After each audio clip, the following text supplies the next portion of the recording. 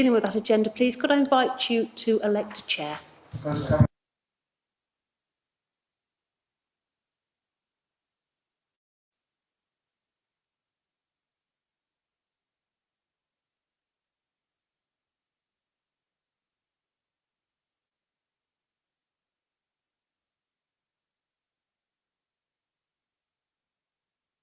Vanessa. Oh, sorry. Yes, I've forgotten to mention.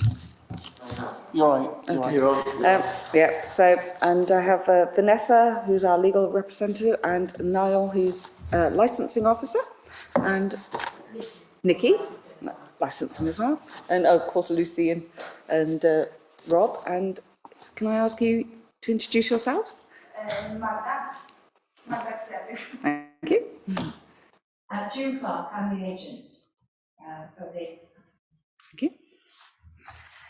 And I would like to read the following statement. Presentations to this subcommittee are not given under oath. However, I would like to remind all parties that the highest standards are expected, and any deviation from these high standards could possibly influence any decision of the subcommittee. I will remind you that we can be represented by legal representation at your own expense or by a counsellor. And are you satisfied with the procedure so far? Yes. Thank you. Would you like to make the presentation? No? Yeah. Oh, no. Sorry. No. Oh, sorry. No, it's licensing office first. Yes. Thank you, Chair. Thank you, everyone. Yes, if you'd like to turn to page 1, it's agenda item number 3. This is an application for the grant of a premises licence. Members, the purpose of the report today is to consider and determine an application for the grant of a premises licence in respect of its Grossegg, is that how you pronounce it? Yeah, European Market, which is located at 36 Lowesmore in Worcester. So members, a bit of background. On the 21st of March, an application was received from Magdalena for the grant of a premises licence in respect of Grossegg European Market down in Lowesmore. The application contained all of the required documentation, and it can be confirmed that as part of the application was advertised correctly by way of public notices on the premises, in the press, and on the council's website. Attached to your report back is a copy of the full application. That's at Appendix 1. So if you need to refer to it at any point, it's there for you to look at. So the applicant has applied for the authorisation of the following licensable activities. It is the sale of alcohol only on the store, and this is every day, so 7 days a week, between the hours of 7 a.m. and 11 p.m.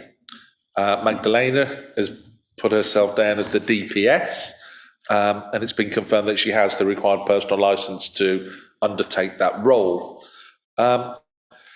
Just by way of background again, and for your information, the premises was previously licensed. So it was previously licensed for the sale of alcohol. And when it was licensed, it actually had the hours, the licensable activity hours of 6 a.m. and 11 p.m. However, in 2005, for whatever reason, it was surrendered to the council. So there hasn't been a licence in place since that time. So members, as part of the application, the responsible authorities are contacted directly and informed of the application and offered to put forward representations. On this occasion, the responsible authorities, those being police, environmental health, etc., have seen the application and haven't put forward any comments. So we haven't received anything from any of the responsible authorities, so planning, the police, environmental health, health and safety, etc. However, in response to the public notices, the council has received 2 representations from 2 local residents who have put forward objections to the council, and they are attached in your report back at Appendix 2 and Appendix 3. Both representations express concerns over increased levels of alcohol abuse and antisocial behaviour in the Lowesmore area, should a licence be granted. So because the objectors aren't here today, I'm quickly going to refer to their objections, which are on page 27 is the first one. And you'll see that it's an email which has been sent in. A couple of lines basically saying that alcohol abuse is beyond ridiculous in the Lowesmore area, providing even more outlets with extended purchasing privileges to street drinkers will simply increase antisocial behaviour in the area, adding pressure upon our emergency service. So you can see the nature of that objection is they're concerned that there is antisocial behaviour in the area and that another premises offering alcohol will add to that antisocial behaviour. But members, you're not here. The number of outlets in a particular area isn't for you to consider today. So you're just looking at that objection in relation to the antisocial behaviour and the possibility that should a licence be granted, is there enough information in that objection to say that granting a licence will add to antisocial behaviour? I mean, it's a fairly plain, sorry, not plain objection. It's a fairly succinct is probably the word objection. A couple of lines just pointing out their concerns. You'll see on page 29 a further objection, very similar, again concerned about antisocial behaviour, drunken behaviour in the area and litter. So that's what's been raised. So it's the crime and disorder objection that is of a concern to residents. When you consider your policy considerations, you must have regard to the council statement of licensing policy, which you're aware of and is available on the websites, on the council's website and WRS. So the legal implications, when considering this application, you are obliged to determine it with a view to promoting the licensing objectives. Now, I've mentioned one of those. There are four, but on this occasion, the only licensing objective which has been raised as concern is crime or disorder. And public nuisance when it comes to litter as well. You must have regard to the Secretary of State's guidance issued under Section 182 of the Licensing Act, again when considering this application. And you've heard from the representations that are contained in the report. So members, when making your decision, you must take one of the following steps. You have a number of options. So when you've considered it and you've had an opportunity to listen from the applicants and their agent, the options you have are to grant the application as received. So if you're satisfied that it would not undermine one or more of the licensing objectives, then you can grant the licence as received. If you are concerned, you have the opportunity to modify the conditions of the licence by altering or omitting them. Well, on this occasion, it is just the sale of alcohol, so you'd be looking at the times, the days of sale, and whether further conditions are appropriate. Or should the objections be such that you have concerns about granting the licence, you have the option to reject the application in whole or in part. When considering it, you're asked that you shouldn't just modify the licence or reject whole or part of the application merely because you consider it desirable to do so. It must actually be appropriate in order to promote the licensing objectives. So you look at the objections and see, is it appropriate to add further conditions or amend the application in light of the objections you have? Unfortunately, the objectors aren't here, so they can't amplify their concerns. You merely must go by the emails that you've received in your report pack.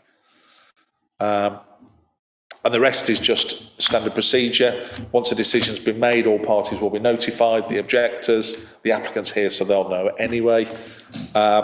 And then anybody aggrieved by the decision of this committee has a right of appeal to the magistrates' courts. So that being the objectors, the applicant first, obviously, depending on the outcome, but the objectors as well, should they feel that the wrong decision has been made. So members, that's pretty much all of the report for you.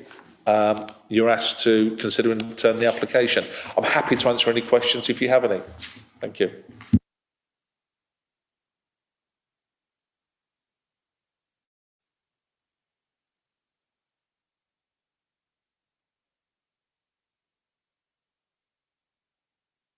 Did you heard back from them, but they didn't have any objections? Yes, we did, yes. Right, yeah. It's not that they just didn't answer. No, within Worcester, they're very good. Environmental health is in the same department anyway, within WRS. And the police, we have very good links with them. They comment on every application that is put before them, whether that be premises licence variations or temporary event notices.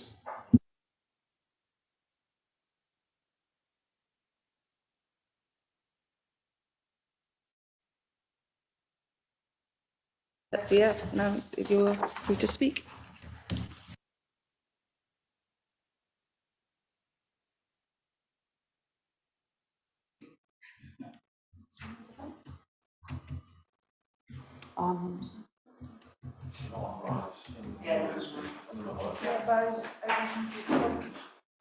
Reconnect.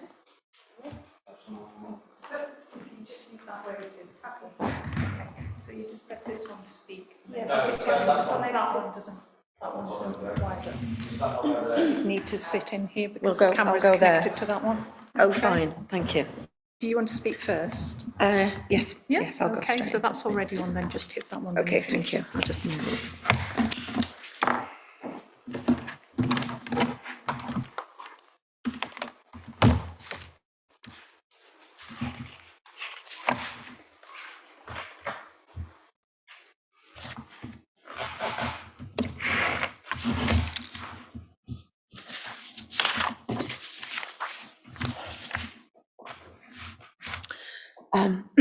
My apologies. Good morning, Chair. Good morning, councillors. Good morning, everybody else.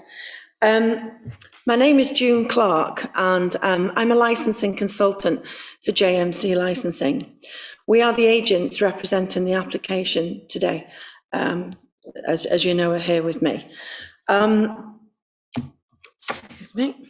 Okay. Part of our role as licensing consultants is to ensure that all premises licence applications we submit fully support all 4 licensing objectives, and we believe this application fills that role.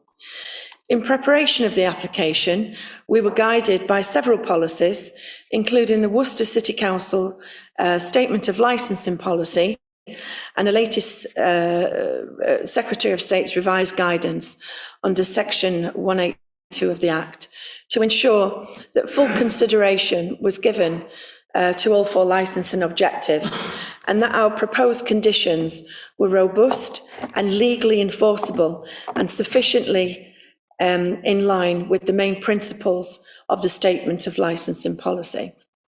We further hope that our application would provide clarity to the responsible authorities and local residents and how the premises will support all 4 of the licensing objectives and be able to conduct their business in a well-run and managed premises.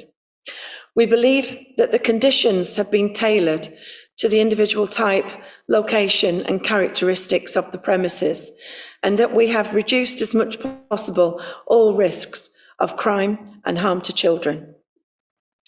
Following a risk assessment, a full set of precise, enforceable, unambiguous and clear conditions were drawn up in what they intend to achieve.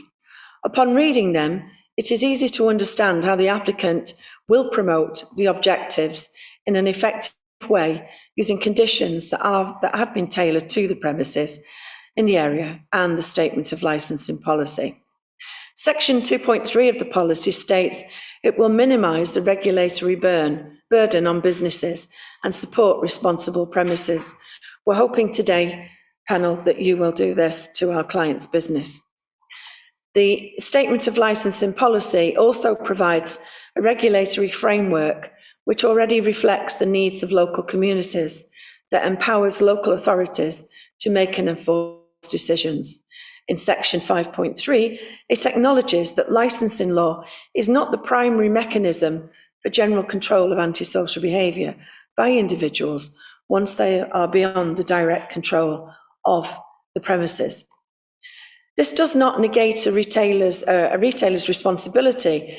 It's just that these responsibilities are different to those of a different type of business, say a pub or a nightclub, where customers can and do become drunk by consuming alcohol on the premises, then leaving and possibly causing problems on the way home. Our client has recently had the benefit of selling alcohol for 23 days after we submitted 4 separate TENS notices that were approved by the police and environmental health, who are two of the responsible authorities. The TENS notices were submitted during the 28-day consultation period, so I have no doubt that the shop would have been under close scrutiny by both responsible authorities. During the whole time, the 23 days, there was no problems, complaints or matters of concern that had to be dealt with by the staff management or the responsible authorities. In our application, the main conditions we highlight today were offered, and the main one is the CCTV, which obviously covers the 4 licensing objectives altogether. It's a general one. And it has 7 main principles, which is, some of them are keeping the footage for 31 days, quick and immediate access to the system upon request from a police officer, good clear quality images capturing head and shoulders at the point of sale and entry to the premises. We're also offering compliance log registers. One is an incident log, a refusals log. I have a sample of the logs that we will be supplying our client if this application is successful today. We call them the Red Books. They've been out since 2007 and they're all over the country. Hundreds of premises have sets of these books. 2 of them are training books, an induction, and there's an age-related product where there's 3 sections in there.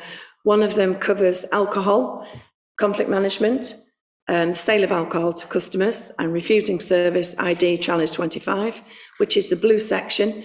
The green section covers cigarettes, the sale of cigarettes, if you can sell single cigarettes, you know, and all the questions related to illicit cigarettes. And then the 3rd section is about age-restricted products. And we've named 30 products that we found which has an age restriction to them. And at the side of it, the training manual asks the candidate or the staff member to what age can you sell cigarettes? What age can you sell, what age can a person be before they can buy cigarette papers, solvents, glues, knives, fireworks, petrol, 30 products in total. So the client obviously doesn't sell petrol, but it's in the book. And it's good if they go on to work in a service station. So they're 2 of the books. This one is the Refusal Book, which logs refusal of customers. And on the front of it there, it gives the 5 reasons as to why you should refuse service to a person. So there's a little bit of training at the front as well. They've also got the incident book, which on the front of it is a page that they fill in, just simple questions. Who was there at the time? Was there any weapons involved? Were the police involved? Did the individual go to hospital? And things like that. And on the back of it, you write a statement. Okay. We've got a CCTV logbook where once a week they will check the system and check whether it's working, whether it's downloading, whether the timing's correct, whether each camera works, and it will be checked. They can do it on a daily basis, a weekly basis, fortnightly basis. They can do it whenever they want. So the books are very, very flexible and they're very good, and they're welcomed by all the councils that we've dealt with over the last 17 years. But I mean, I've only been doing them since 2007, but all the books are fit for purpose, and they have been used in courts in the past, and I've used them many times at hearings as well. So there's some of the things that they have. They have these signage, the little signs here. These are called proxy signs, and these go at the front of underneath the plastic on the shelf, where the alcohol is displayed. They sit inside the plastic. So it's a warning to adults, and basically it says, warning, proxy sign for adults. If you are buying alcohol for underage people, then don't, because it's a criminal offence, and we will report you and give the police a copy of the photograph and the CCTV, and the penalty is £5,000. So these will be all over the shelves, okay, which is what we do. We've also got some Challenge 25 signs. Would you like to just display one, please? Yeah, there'll be several of these around the shop. One on the front door, one at the till, one near where the alcohol is displayed. asking people, make sure you've got ID, and it says no ID, no serve. It's as simple as that. And then we have Refusals Policy. There'll be 2 of these displayed, usually on the door. And if Magdalena or any of the staff do refuse, they can point to the policy and say, that's our policy. You haven't got any ID. We believe that you've been drinking. We're not serving you. That's not your ID, whatever reason. Or you're not being very nice to the staff. We're not serving you, and that's our policy. So these are the sort of display signs that will be around the shop, which also helps to support the licensing objectives. Also, we've offered all the spirits will be behind the counter. And the other one is the quiet notices. There's a small notice, it's A5 size. It's just half of that. And we put them on the door, and it says, please respect all residents and local people, leave the area quickly and quietly. So it's a final reminder as they're walking out of the door to go quickly and wherever you may be going. Once these conditions are being operated at the premises, it would be difficult or even foolish for any member of staff to commit any breach of licence conditions, because all these posters and notices and signs, they all cover the conditions. They're the tools that we give to the clients that cover the conditions of the licence. So they can't be in breach of that. So the conditions that we're offering, they're not, in the air, they're not fairy type, they're actually quite robust, and they've got the tools to support them as well. Okay. Many times I've come across licenses that have been approved, and they've said, where do I get a refusals book from? I'm supposed to have an incident book. Where do I get one of those from? And I understand that there's only me in the country that actually makes these books. Nobody else does. No, nobody else. And we must make about 6 or 7 sets a week. They're all bestowed to the premises. They're all handmade. And we get phone calls all the time. Can you make us a set of books, please? Because they're trying to keep to the conditions, and they can't because they don't have the tools to support them. Operators are very much aware today just how easy it can be for a licence to be revoked by the authorities for committing criminal offences following breaches of the conditions. I would now like to address the objections letters. I have wrote something quite lengthy, but I think I'll try and shorten it, because although we'd like to acknowledge their comments, and we'd like to address them as we can. Both objectors commented on alcohol abuse, although it's an area of concern for many professionals who do witness the other side of alcohol on a daily basis, including myself as a nurse for 6 years and over 14 years in the pub hotel industry. We don't call them spirits for nothing, okay, because they do bring out demons. And our clients and her shop must not be put to task for other individuals' reckless and foolish actions, especially towards themselves. Over the years, I used to teach security and door security, and I used to work as a door supervisor in town centres for several years. And I've witnessed some terrible, terrible incidents, but the most shocking incidents I've ever witnessed is actually females in hotels. And when the guests at functions, that's the most shocking things I've ever witnessed for antisocial behaviour. Both objectors were also opposed to the proposed extending opening hours. I was a little unsure what they meant by extended opening hours, because from 1967 until 2005, which is a total of 38 years, 11 p.m. was the standard closing time for all off licences and on licences, which were pubs. And many shops opened at 5 because they sold newspapers for the early morning workers.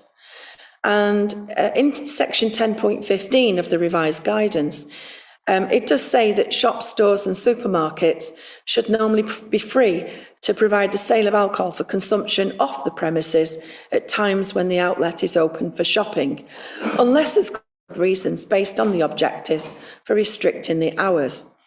Even now, after 17 years of being a licensing consultant, it appears that many small businesses, similar to the one today, still choose to close at 11 o'clock at night. It seems to be a watershed time. And many new licenses are granted by licensing authorities with this closing time. We do not consider a shop closing at 11 o'clock to be extended because it's been the norm for 55 years. Even opening in the morning has been normal. I think a lot of people won't remember the days. I think there's probably only me in the room that will remember the days, actually, when we had butchers and bakers and greengrocers. We didn't have supermarkets. I remember the first supermarket ever opening was Lipton's. And then we went to Tesco's, and it was like, what, you mean you get your own stuff? You're not served from behind a counter? But prior to that, there were all little individual stores. Since the introduction of the new licensing regime, Tesco's and Asda are the largest stores, have been selling cheap alcohol for 24 hours a day for quite a few years now. And some of the offers, I raise eyebrows at some of the offers that they sell, 12, 15 cans for £10. But the smaller shops are generally seen as top-up shops because they're more expensive than the larger chains. They have to be, because the larger chains have power over the purchasing power. So both objectors make identical comments. So it appears that they were both together and discussing the concerns when they wrote it, which is fine, but they do consider the question of need. Now, need, by saying providing even more outlets. Need is a decision that can only be made by the planning authority based on a commercial demand. Need is not an area for the licensing authority to consider. Add pressure upon the emergency services. We all know that the emergency services do a fantastic job helping people in need. I know I've been at the other end of it, but from experience, the majority of individuals who are given emergency assistance have been drinking in pubs and clubs all night, not buying from shops. Each responsible authority, they also mention increase in ASB, which is antisocial behaviour. Again, the majority of these individuals have been in pubs and clubs all night. The police are the experts in crime and disorder, and they and other responsible authorities, upon submission of our application, were all served a copy of the application for their approval. Each responsible authority will be an expert in their respective field, and in some cases, it is likely that a particular responsible authority will be the licensing authority's main source of advice in relation to a particular licensing objectives. The police should usually therefore be the licensing authority's main source of advice on matters relating to the promotion of crime and disorder licensing objectives. The responsible authorities play a crucial role in the licensing process. They have a legal duty to assess an application, and if in their expert opinion they consider that the application would undermine any of the 4 licensing objectives, they must submit a representation with or without proposed additional conditions. That is their legal duty. Today they haven't done that. They also talk about privileges to street drinkers. We were not sure what this comment meant about privilege to street drinkers. I'm sure that our client will give the same level of respect to all customers, regardless of who they are. But the question is, why should the shop give privileges to street drinkers? It doesn't really make any sense. Our client is a responsible retailer. She does not want known street drinkers in her shop and will not intentionally sell to persons who are known street drinkers. I've spoken to the staff this morning, and they do know the street drinkers because they said they've seen them outside Asda and around the town, so they do recognise them. When they were running the 10s, they never had any visitors, any street drinkers coming in, and I've asked them, would they service them? And they said, well, we prefer not to. but it's difficult to refuse unless they've done something wrong. But they are aware of them. You know, if you refuse to serve somebody for no reason, then it's a bit difficult. You can't just say, I'm not serving you, because that will create an argument and conflict. So you have to give them a genuine reason as to why you're refusing to serve them. But they know who they are anyway, and it's good that they recognise them. The shop is not an off licence. The alcohol sales will only be one of several hundreds of products that will be sold on a daily basis. That concludes my presentation. If you have any questions, I'm happy to answer them. And I thank the chair, panel and others for your time. Thank you.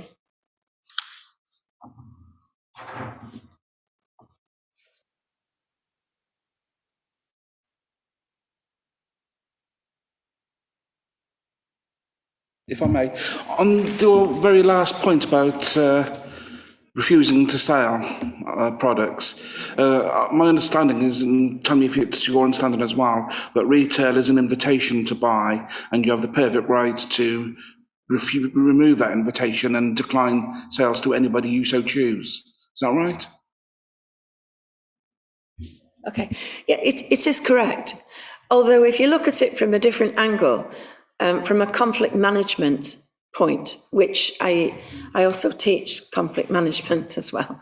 If you look at it, if you walked into a shop and they said, I'm sorry, I'm not serving you, your first question would be, why? And they say, well, I'm just not serving you. And you say, why? Is it because I've got a check shirt on? No. Well, why are you not serving me? And it can, if it's not handled correctly, it can turn into an argument. And so to diffuse that argument, it's better to give them a reason at the beginning. So that, and so it would be, I'm not serving you because you're a known street drinker, and, you know, we've promised the council that we're not going to sell to street drinkers. So straight away, they know the reason why, instead of going into this, but why won't you serve me? Is it because of my shirt? Is it because I'm wearing glasses? Are you being prejudiced against people with check shirts on? You know, I'm going to sue you. And that's how it can turn into. So that's the reason why I made that statement. I understand that, thank you. Okay, thank you. Can I ask about the products which would be sold? Would they be market-leading brands or would they be specialist products? I think that's a question that Magdalena should answer. Question. Selling, will there be special brand or would there be your own products? It's a continental shop, isn't it? Yes. Yes. You ask about the alcohol products, yes? Will the market-leading brands or where? Yeah, that will be some spirit, that will be beer, yeah. European leading products rather than domestic? Mm-hmm, yeah. And can I ask how many people will be, the minimum number of people who will be employed in the shop at any one time? And one time we have a minimum of 4 person working the shop, which, yeah, all of them are trained. Okay. So a minimum of 4 people at all time? Yes. Okay. When I look at the document which in front of us, your application, on 2 questions on page 20 and page 21, instant refusal issues, it mentions that people will be visibly intoxicated, staff should be trained regarding reasonable alcohol sales, identifying drunkenness and preventing alcohol sales to them. Can you indicate what kind of training the staff will receive? Could you repeat, please, what kind of training? Yes, on the identifying drunkenness. May I answer that as a... Okay. Sorry, I'm not using my microphone. No, it's all right. Mate, okay, because the shop doesn't have a licence as yet, the full training hasn't taken place. I will be part of that training for the shop. What I will be teaching them as well as part of the training is that when somebody walks in a shop, you have to be very careful not to immediately label them as drunk, because they could have had a stroke, which has happened in a bar where I live, in the town where I live. And the bar refused to serve because they said he was drunk, and the guy had had a stroke and he couldn't speak. He had a speech impediment and he was a bit wobbly. And the bar was fined £7,000. So you have to be careful, very careful. It's a very grey area, is somebody drunk or is not. I think knowing the customers, knowing your customers and having a relationship with them is the best possible approach that you can get, because you will have regular customers. It's a continental shop. It will attract people from a European nature, so you'll get to know them very easily, and you know who the troublemakers are and who are not. And so you know the people who have any speech impediments or any disabilities, so you will recognise them. So the training will be how to recognise a drunken person, and you can ask them basic questions. You know, oh, it's a nice day today, isn't it? What's the weather like outside? And just little things like that to get to know them. And if they just answer them directly, then, you know, if they start, what are you talking about the weather? Just give me my beer, you know. That's when you go into the area. But identifying a drunken person it can be quite easy if you know how to do that. Thank you. Thank you. One final question, I think. On the page 21, where it mentions, I think paragraph 6, 7 and 8, all employees will be vigilant and monitor the area immediately outside the shop and will use their best endeavours to disperse groups of 3 or more. That is direct intervention outside the curtilage of the premises. How do you intend that to work and happen? And again, what training will be provided to enable that to be done peacefully? Okay. The monitoring of the outside will be done by CCTV cameras, okay? We don't encourage anybody to go rushing outside, trying to push people away, because that's going to create a problem. Again, it boils down to the relationship that you have with your customers. And, you know, if they're known troublemakers, or, you know them, or, you know, they tend to be a little bit angry on the edge type people, then you can actually go outside and just stand at the door and just say, oh, isn't it a lovely evening? How you doing? You know, and just, are you on your way home now? Or you can just talk to them and help to disperse them. Or you can just go and monitor them outside, but you shouldn't really approach them. But they're not responsible. They're only responsible for their own customers. So if there's 3 people outside that they don't know, they've just come out the local pub, then all they can do is just monitor them from the cameras. If they're their customers, then it's a different matter. But again, it's all about man management skills, and it's all about how to deal with in conflict management situations. And this is the final one. From what you said earlier, can I assume this is correct, that if a licence is granted here today, that you personally will be involved in the training of all the staff concerned regarding the issues which I've discussed? Yes, I will. Thank you for that. That's very helpful. Just a couple of questions. I think you highlighted the red book, and I just defer to that. Does the person on the premises sign in, the person who's working the shift? How does that? Just want to clarify that. Okay. No, staff don't sign in. Only door supervisors have the legal duty to sign in on duty and sign off. But with regard to staff, that's employment issues, and it's not for the red books. This book is for if you refuse to serve alcohol to a customer for any reason, it's logged in the book. The other book is incident. If you have an incident, you record it in the book, especially and you can give a copy to the police if necessary. But who would do that? The manager or the sales staff?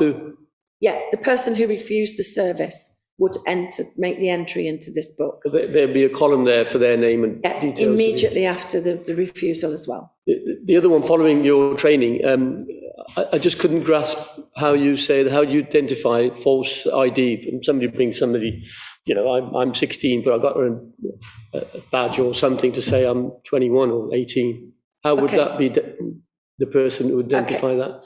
The best way to identify a person's age is when somebody walks into the shop, okay? If you look at them and immediately you think, how, she looks young, or he looks young, he looks 25, that means that there's something triggered in your mind and you've got to follow it through. So, if you walked into the shop, sir, I wouldn't question your age. I wouldn't even think about it. So, but if maybe Magdalena walked in, or maybe one of the younger ladies walked in, I would say, they look young, I'll question their age. So then you challenge them, and that's what the challenge 25 is. If they look 25 or younger, you challenge the age. So you ask them for ID.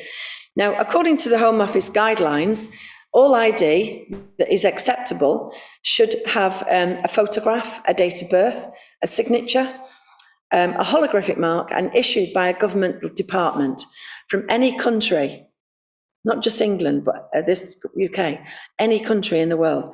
Because we do have a multicultural society and everybody carries their own passports and some have foreign driving licenses, etc., etc.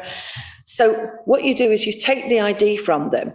You can limit what you can accept as a condition on the license. So you can say, this shop will only accept passport, driving license, pass card, or a UK services ID card. Okay, you can limit it as a condition.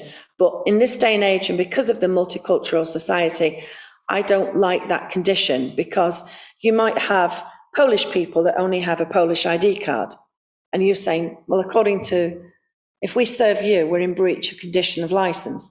So we leave it open and just use the Home Office guidelines. So you can accept this, and if it has the 5 points, then you can check it, okay? If it's not, it's only got 4, you give it back. So as long as it's got the 5 points to it, you then check it. So you check it, you feel it. That's the first thing you do, is you touch it. And it feels strong, flexible. You can run your fingers over the top of it. It's not been tampered with, okay? Because you feel little lumps on it, where they've lifted up the number 3 and they've exchanged it for a number 4. You can check the photograph if you want, but I don't recommend people do check photographs because people change. They put weight on, they take weight off, they change the hair colour, they wear glasses.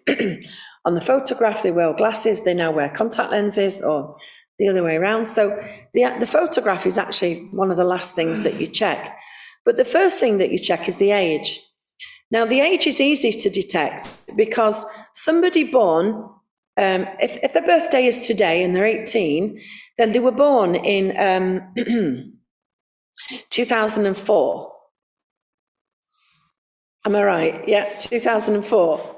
Okay, so if they were born today, the 12th of May, 2004, it's their 18th birthday today. So the only thing you need to remember is the year.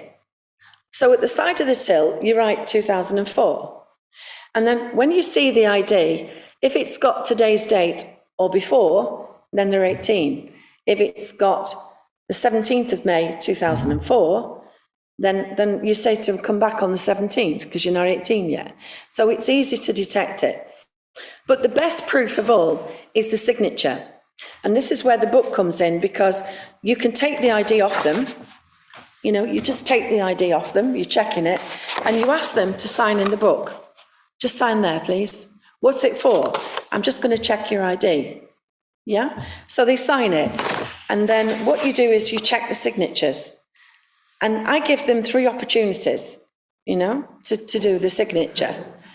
Okay, if the signature is fine and they've no issues about signing, then you say, fine, I'll serve you. Because if at a later time, the police come back and they say, you served somebody last night and we was found drunk in the park, and you served him and he's only 16, and you say, well, I checked his ID and I can prove it. And that's my defence in a court, that I did everything I could to establish that person's age.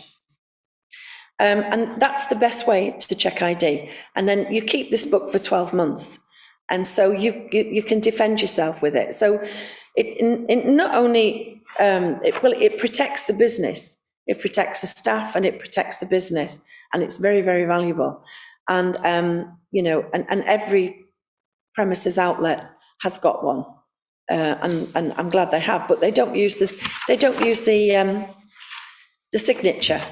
And I came across that one day when I went to work on the doors, and, door supervisors have little notebooks, and I forgot my glasses.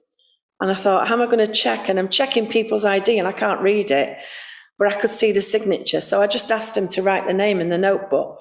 And I knocked back about 10 straight away. I said, no, that's not you, that's not you, go, go, go. So I thought, well, that's a really good idea to do. And so I recommend that to everybody. Sorry, it's a very long answer, that, wasn't it? Did I answer your question, or did I just go on and on? Well, I won't answer the question. I should be an MP, really, shouldn't I? just to last year, have you allocated this? How long is your service with this applicant? Or this 3 months, 6 months? How long are you giving them your training expertise? We give them a one-off expertise. Sorry, a one-off training session. We give them training books, which are can be used in 3 ways. You can do self-learning. So when a member of staff starts, you say, grab a coffee, go and sit in the corner, and here's the book. And the book is, you can actually teach yourself from the book.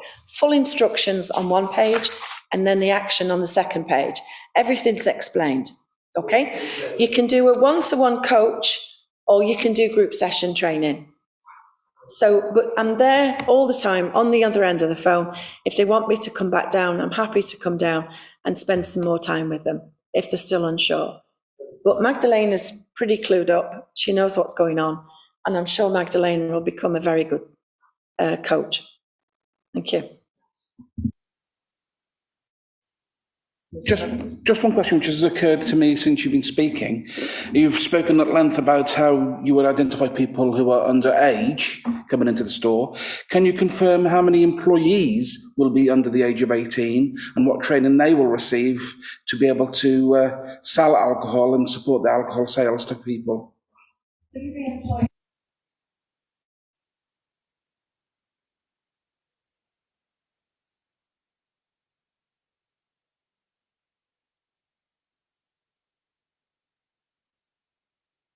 I think my colleagues have actually come. And your answer, yes, because I was going to ask about the new staff. You're giving comprehensive training, and what happens if you take on new staff? But if there's going to be 4, you say, people on present, you would have experienced staff with the new staff anyway, I assume.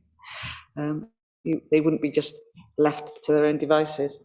So, and you said the Red Book is something you develop, but that they're sort of required, or is that your version? Do you mean that? It started in 2007 when I was doing license applications, and we were adding conditions to licenses, and people were ringing me up and saying, I've got a condition on that says I need an incident book, I need this, I need that. I have to have a door supervisor register. Logbook, and where do I get them from? And I said, I don't know, I'll have a look for you. So I searched in the internet, couldn't find anything. And this particular gentleman said he's got a nightclub, which, I was helping with. And he said, well, they're coming to inspect me on Friday or whenever. And he said, I've got to have this stuff. And I just said, I'll make you something. So I spoke to a good friend of mine who was the licensing officer for Warrington, who's now retired, and he helped me to make the books. And he said the books must be fit for purpose. So I designed them, and he went over them, and I said, can you check them, please, Paul? And he did, and he said they're perfect. He said they're absolutely perfect. He said that's what you do, as long as they're tamper-proof, they're perfect. So I made the books very quickly. They were very crude, but I took them down to the club, and the council were quite impressed with them and said, where have you got these from? And they said, oh, Jude's made them. And they went, we're impressed, And then I got several phone calls from different councils And I went to, I did a presentation in front of the, can't think of the name of it, the community, I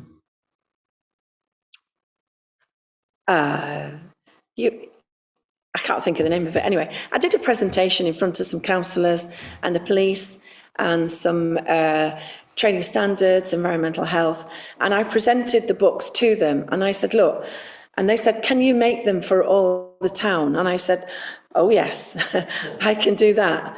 And it was just at the time, this was about 2008, 2009, when they'd just stopped all the funding. And they came back and they said, sorry, we can't do the funding. So we'll have to stop it. So I just started making them for people, and it just grew from there. And every application that we've done since then have all been given a set of red books. Now, they can have the red books, I can give them the tools, which fulfills my role as a licensing consultant and my job. I can't force them to use them, but I do go over and check them. And I say, you're not using the books properly, and you need to start using them. But the books have saved a few licenses where they've tried to take them for review, and we've proved that the staff were doing, you know, they were doing the duties. And so they're quite well known across the country now to a lot. I've never been here before, so I think this is the first one in Worcester. I hope it's not the last, but that's how they work, and they do work. And they're fully supportive of the objectives, because it's okay, someone giving out a licence full of all these conditions, but how is this person, this shopkeeper, this retailer, this club owner, how is he supposed to do this? You know, there's no tools to support him, and that's how they can get themselves into trouble. So that's where they came from. Again, another long answer, I apologise. Does anybody else have any further points? No? Does anybody else want to raise anything?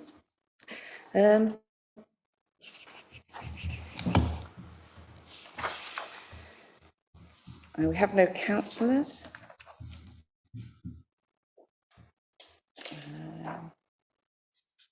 We had licensing officer? Yes, licensing officer. I got down that far. Yes. Thank you, councillors. Thank you. So, councillors, you're asked today to consider an application for the grant of a premises licence in respect of Crossegg European Market, 36 Lowesmore. You've now had the opportunity to hear from myself presenting the report, the details of the application, the times, the dates, the licensable activities. You've also had the opportunity to hear from the agent, June Clark, who's presented in detail how they are going to promote the licensing objectives, and we've gone through the conditions of licence. And we've also heard from the applicant herself, Magdalena, who is going to be the manager of the store and work in the store. So, members, having considered everything, you're asked today to consider and determine the application with a view to granting a premises licence and taking into account all aspects. If there's anything further you need from me, councillors, I'm happy to answer any questions.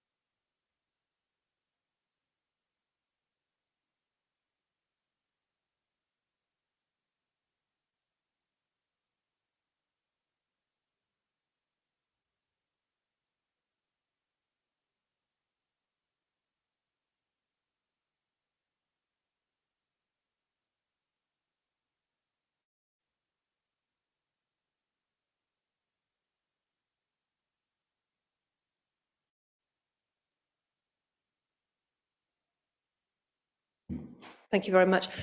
Chair, with your permission, there was just a couple of matters. I wonder if I could just seek clarification on, as it may assist you in your deliberation. Can I inquire how long the store's been operating as effectively a supermarket or small store? How long has it been operating? 2 months. 2 months. Yes. Thank you very much. And there have been, you've indicated there have been temporary event notices recently, during which obviously you've been selling alcohol. Just going to ask the licensing officer to confirm that there haven't been any matters brought to the attention of the licensing authority in relation to those.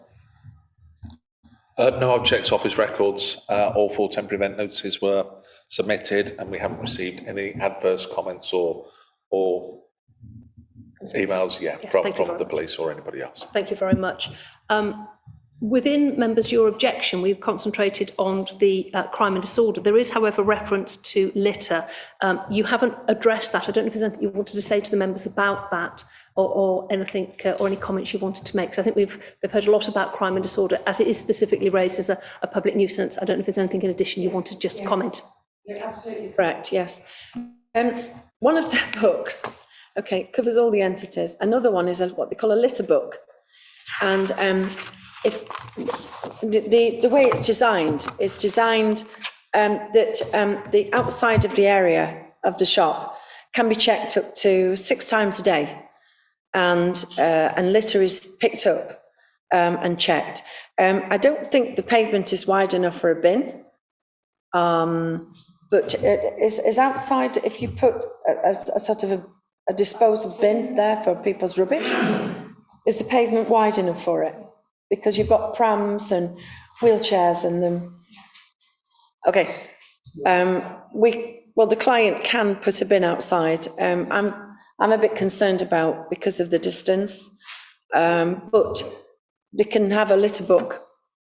We can supply one of those. Just for clarification, I've simply got Google Streets view up, and there is a public, a council litter bin to the left of the store, and a previous tenant or occupier had their own bin within the porch of the store as well. So there is a council bin already there.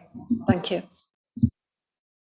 Members, it falls for you to determine this application. You determine it on the evidence that you have in front of you by way of the objections, and as has been identified throughout the representations, those objectives are the crime and disorder. I reiterate what's already been said to you and direct you to the guidance in relation to crime and disorder, which says that licensing authorities should look to the police as a main source of advice on crime and disorder. There is no representation from the police or any other responsible authority. Simply because the objectors have not attended in person to make their representation or to expand on what they've put in that document does not mean in any way that you disregard it or you give it any less weight. My advice to you is in your deliberation that you consider the 2 objections that you have, you determine what weight you wish to give to them and decide whether or not there is evidence that is sufficient for you to require there to be further conditions, or whether there is evidence that suggests to you that the licensing objectives would not be promoted and therefore the application should be refused. So members, you have in front of you an awful lot of information. I don't know if you'd like to keep hold of perhaps the documents that have been referred to so you can have a look at those. With regards to references have been made to those, you can have those in your deliberation. You have to determine today whether or not to grant this application as it is, to modify the conditions, or to refuse it. And you do that based on the information you have before you. I reiterate that the evidence that you consider must relate to the premises, this specific premises. It is not within your gift to consider any ongoing difficulties there may be with any other properties or premises within the area. It is this application that you must determine, and you must determine it on the information you have in front of you. Members, unless there's anything further I can assist you with.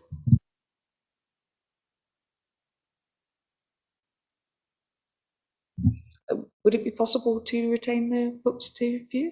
Would it be possible to retain your books for the panel? Yes, of course. I've only got one. Book. Yeah. And I can give you the samples, notices, and the bits that I've known. Okay. Could we ask that you adjourn so that we can have our private discussion, please?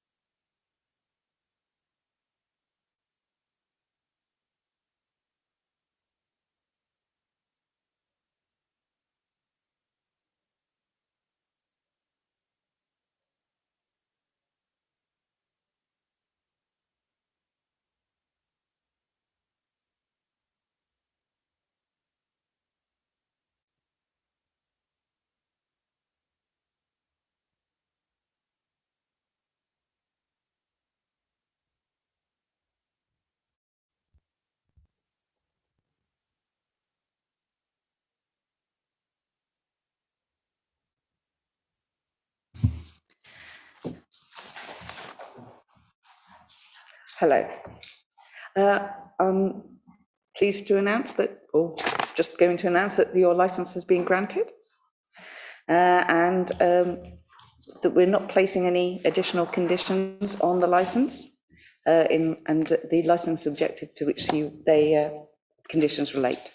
This decision will be confirmed in writing to yourself, the applicant, and the licence holder, and your representative, if appropriate, and to any other parties at the hearing, and also to the Chief of Police within 7 working days of the conclusion of this hearing.